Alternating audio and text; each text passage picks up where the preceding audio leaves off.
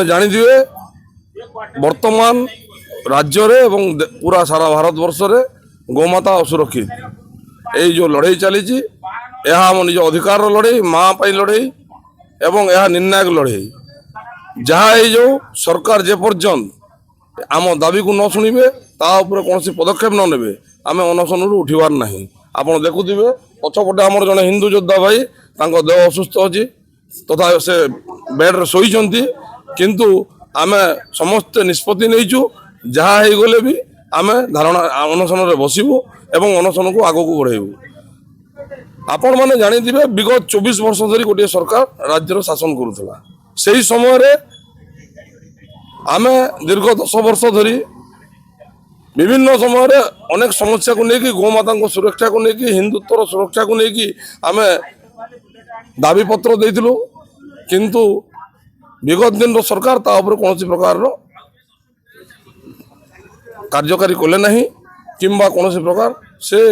आम दाबी को शुणिले नहीं। वर्तमान सरकार को भी आम गोमाता सुरक्षा किसी दाबी देइथिलु विगत दिन रे किंतु सरकार वर्तमान पर्यंत कौन आखिदृशिया पदक्षेप नहीं नाहंती जदिओ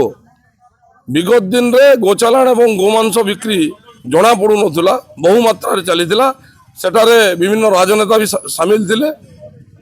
किंतु वर्तमान सरकार यही घटना को लोकलोचन को आनी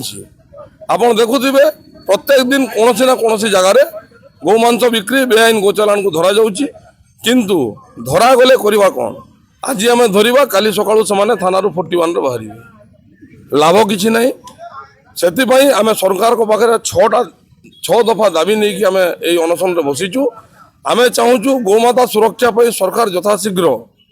नूतन आईन प्रणयन करंतु आम चाहूँ सरकार गोमाता सुरक्षा पर राज्यर प्रत्येक जिलार ब्लॉक स्तर में गोशाला तैयारी करंतु आम चाहूँ संपूर्ण रूपे राज्य एवं भारत वर्षर गोमाता को हत्या बंद करा जाऊ आम चाहूँ गोमांस को संपूर्ण रूपे बैन करा जाऊ आ शेष दाबी एवं आमर मुख्य दाबी है गोमाता को राष्ट्रमातार मान्यता दि जाऊ। आपण मैंने जानिथिबे वर्तमान जो सरकार राज्य रे तथा केंद्र रे शासन करुचंती तांकर मात्राधिक नेता संघ सहित जड़ित विभिन्न हिंदू संगठन सहित जड़ित से माने निर्वाचनी एजेंडा रे हिंदुत्व को रक्षा करने गोमाता को सुरक्षा देवाई कहीकि सरकार रे शासन रे बसी वर्तमान आम आह्वान जनाऊँ सरकार को आम आह्वान जनाऊँ ओडिशा माननीय मुख्यमंत्री मोहन माझी महोदय को से भी जड़े गोसेवक थे मुख्यमंत्री पूर्व से जड़े गोसेवक थे से जो विधायक हेले ता पूर्व जड़े गोसेवक थे से भी गोसेवा कर आम आह्वान जनाऊँ से गोमातार सुरक्षा यथाशीघ्र पदक्षेप नियंतु।